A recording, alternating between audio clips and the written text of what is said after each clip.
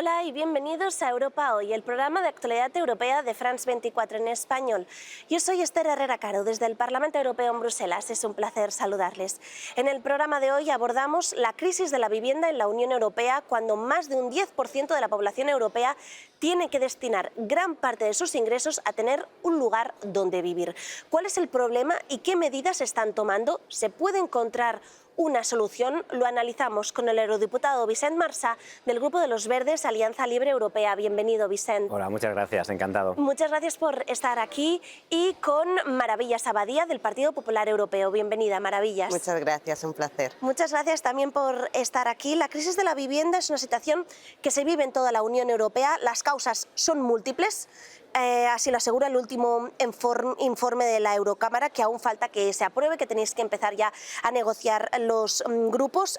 A vuestro entender, ¿cuáles deberían ser las soluciones, Vicent? Bueno, 4 soluciones muy directas. La primera, ampliar el parque asequible de vivienda, y eso pasa por rehabilitar, también por comprar, porque debe haber más vivienda asequible, y por construir vivienda asequible. La segunda, desincentivar los incentivos económicos y fiscales a aquellos que están acaparando las viviendas, por ejemplo, SOCIMIs o SICAPs, en el caso del Estado español. La tercera cuestión, que las viviendas de alquiler turístico, la gran mayoría de ellas, muchas de ellas ilegales, pasen a ser alquiler residencial y por lo tanto se aumente el parque de alquiler residencial. Y una cuarta, que es la protección de aquellos que están en alquiler, que viven de alquiler, marcando unos determinados precios con unos márgenes. Eso es posible sin tener que intervenir el mercado de forma directa, pero sí marcando un objetivo a nivel europeo, que sea que no se pueda destinar más del 30% de los ingresos esenciales de una familia a poder tener una vivienda digna. Esto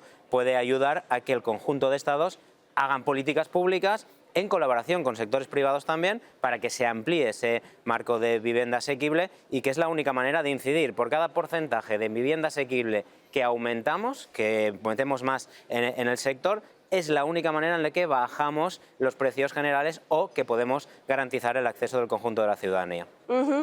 Una de las propuestas que plantea el informe es abaratar las hipotecas para que los jóvenes puedan comprar su vivienda, además también de una exención de impuestos, un poco también en la línea que comentabas, Vicent. ¿Qué opinas, Maravillas? Sí, bueno, yo creo que hablar de vivienda es hablar del proyecto de vida de cada ciudadano, de cada familia y de cada joven. Y es verdad que estamos viendo que un problema estructural, que es la falta de oferta, y para eso es necesario construir. Creo que la solución debe abordarse desde una perspectiva público-privada, y tenemos que ser capaces de hacer que convivan 2 derechos fundamentales, que son el derecho a la vivienda y el derecho a la propiedad privada. Y como soluciones, yo creo que desde la Unión Europea podemos hacer mucho, porque la Unión Europea puede servir de motor de tracción a las economías y a los gobiernos nacionales, por ejemplo, movilizando los recursos financieros que tenemos disponibles, como hemos hecho y hemos demostrado recientemente con la revisión intermedia de la política de cohesión, en el que hemos puesto a la vivienda como una de las prioridades, pero también simplificando y facilitando las tramitaciones públicas y privadas. Pero evidentemente, y contestando también a tu pregunta, solucionar ese problema de falta de oferta no exime solucionar el otro problema, que es el de la falta de demanda. Es decir, que quien quiera alquilar o adquirir una vivienda puede hacerlo. Pero ese problema de demanda, si no se soluciona el problema de la oferta, los precios van a seguir subiendo. Es decir, bajadas de impuestos y medidas como facilitar las hipotecas son muy interesantes, al igual que garantizar confianza y seguridad a los propietarios para que pongan sus ahorros en el mercado inmobiliario y en el alquiler a largo plazo. También demuestra que se aumenta la oferta y se baja el precio, como han hecho muchas comunidades autónomas en nuestro país, en España, como por ejemplo en la región de Murcia, y que están funcionando.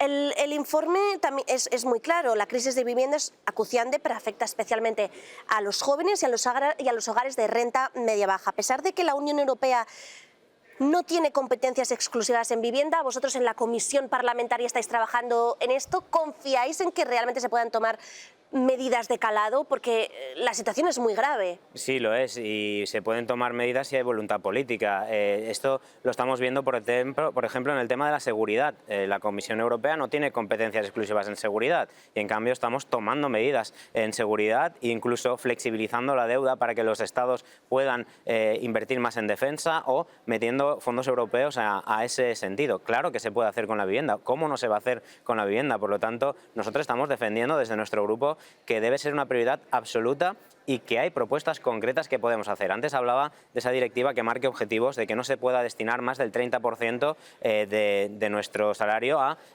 una vivienda, pero es que se puede también, como se decía antes, incentivar con el dinero europeo, con fondos europeos, con condicionalidades claras para destinar a vivienda asequible. Y ahí entró un poco en el debate, ¿no? Tenemos un debate interno en la Comisión. Para nosotros, y es la posición de nuestro grupo, sustentada en todos los expertos que han venido, no es suficiente construir por construir. Hay que construir asequible, vivienda asequible, porque es ahí donde está la dificultad. Por lo tanto, nosotros tenemos claro que debe haber una condicionalidad de los fondos europeos para que se destine a construir vivienda asequible. Porque lo que estamos viendo es que lo que falta es vivienda asequible, no cualquier tipo de vivienda a cualquier tipo de precio. Y eso pensamos donde debe incidir la acción pública, la acción política, en colaboración con entidades privadas, por ejemplo, con lucro limitado, con empresas privadas que quieren invertir a largo término con alquileres sociales y asequibles, con unas determinadas condicionalidades. Estamos abiertos a todo tipo de propuestas que vayan en ese sentido, porque lo importante es eso, es ampliar el parque de vivienda asequible. Y ahí es donde coincidimos y creo que podemos trabajar totalmente diferentes grupos. Hay una cuestión que también comentan, sobre todo algunos grupos, es la cuestión de la especulación inmobiliaria. ¿Debería la Comisión, en su plan de vivienda asequible, también centrarse en esta cuestión, en, por ejemplo, poner límites a la compra de vivienda en el extranjero? Porque algunas personas tienen más nivel adquisitivo proveniente de otros países y esto impide que, por ejemplo, muchas personas de España, por ejemplo, puedan comprarse pisos. Yo creo que utilizar la vivienda como un activo no es algo negativo, especialmente cuando estamos hablando de que el 99% de los propietarios son familias. Son familias que pueden tener un ingreso extraordinario para la educación de sus hijos, para un mayor gasto en su día a día o para un futuro complemento de su jubilación. Por lo tanto, creo que no hay que tener miedo a la inversión privada, lo que hay que hacer es canalizarla y saber aprovecharla. Y evidentemente la vivienda es una competencia nacional y es exclusiva de los gobiernos nacionales, y esto es así, porque las políticas de vivienda están firmemente enraizadas en los modelos de gobernanza y en las economías nacionales, y tiene sentido, porque ni el uso de la vivienda es el mismo en un país que en otro, ni el concepto de la vivienda es el mismo en los países del norte de Europa que en los del sur de Europa. No es lo mismo la vivienda para un español que para un danés, y por eso hay que legislar. Pero como digo, sí que creo que desde la Unión Europea se puede hacer mucho, porque puede servir de ese motor de tracción para las políticas de vivienda nacionales. Vicent, antes hablabas de los alquileres de corta estancia, estos pisos de alquiler, porque el problema también es que es caro comprar ahora mismo, pero también alquilar en la Unión Europea, y una de las razones que provoca este incremento precisamente son los pisos turísticos. La eliminación de las licencias, como hacen algunas ciudades, como por ejemplo lo que va a hacer ahora Barcelona, ¿puede ser una de las vías? Sí, nosotros pensamos que sí, y lo sustentamos en datos. En el último año, que hay datos en todo el conjunto de Europa, ha crecido un 40% el parque de alquiler turístico. Un 40% de alquiler turístico habitacional. Es una barbaridad en un solo año, no es una estadística nuestra, es una estadística del Banco Central Europeo. Con un 40% más se reduce un 40% el alquiler residencial. Por lo tanto, sí, lo que necesitamos es espacios donde vivan familias de forma permanente. Tenemos que liberar ese espacio que ahora está ocupándose en otro segmento. Sobre todo porque mucho de él está haciéndose sin licencias. Tenemos que actuar sobre ese. Por ejemplo, en el Estado español se ha demostrado que hay más de 54.000 viviendas de alquiler turístico que se están ofertando sin licencia. serían 54.000 viviendas que teníamos en el mercado residencial de alquiler residencial. Por tanto, sí, se debe incidir y pensamos que debe fijarse ahí. Y entrando en la pregunta anterior que Maravillas contestaba con su propuesta, es cierto que la mayoría de los propietarios son pequeños propietarios, pero es que solo el 1% de los propietarios controla el 24% del mercado de alquiler. Por lo tanto, estamos hablando de medidas hacia ese sector. Cuando nosotros decimos que se debe limitar el acaparamiento, la concentración de las propiedades en muy poca gente para que luego destinen a alquiler turístico y por lo tanto subidas de precios, ahí es donde tenemos que incidir. Aquellas personas que, por ejemplo, están con 15, 20, 30 viviendas. No hablamos de aquel que tiene 1 o 2 viviendas y que parte de esas viviendas está destinándolo al alquiler. Eso está bien, y está bien que den opción a que casas que son de su propiedad pueda vivir gente de forma continua, y mejor si es asequible y estable. Decidimos que hay que actuar sobre aquellos que están concentrando cada día más viviendas,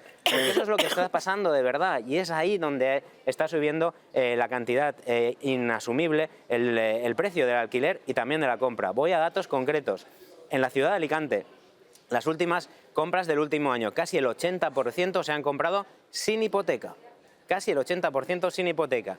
Y de las que se han comprado con hipoteca eran propietarios con 3 y 4 viviendas o más de 5 viviendas. Por lo tanto, vemos que se está concentrando y hay que incidir ahí, y hay que hacerlo de forma con la fiscalidad, incidir y evitar esta cuestión, pero sobre todo poner el foco en la asequibilidad, que las propuestas públicas vayan a garantizar que haya un mercado de alquiler y de compra asequible, y para eso lo que se construye con dinero público debe permanecer durante muchísimos años, para toda la vida, en lo público, y lo que se hace en colaboración privada debe mantenerse siempre en el nivel de asequibilidad. Es lo que hacen en países como Dinamarca, como Alemania, sí, como Holanda, que es donde más se está garantizando el derecho a la vivienda. Maravillas. Los pisos turísticos, ¿hay que eliminar las licencias? ¿Son parte del problema? Bueno, yo creo que poner el foco en el turismo es atacar la línea de flotación de muchas economías europeas, especialmente la española. Es cierto que tiene influencia, y lo vemos en países, lo vemos en las Islas Baleares y lo vemos también en Malta, que comparten problemas similares. Pero la Unión Europea ya ha regulado y se exige que esos pisos turísticos estén registrados. Por lo tanto, creo que lo que debemos hacer es cumplir la normativa y cumplir las licencias.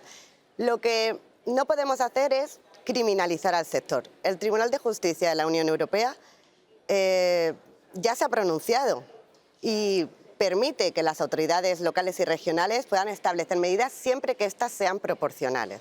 Por lo tanto, no podemos alimentar la turismofobia, y lo que debemos hacer es regular de una manera proporcional y cumpliendo la normativa. Maravillas, Vicent. Nos hemos quedado sin tiempo, pero muchísimas gracias. Vamos a estar muy pendientes del informe que estáis negociando ahora y también de cuando se vote en el Parlamento Europeo. A ustedes les esperamos en el próximo programa de Europa Hoy. Gracias por ver France 24 en español.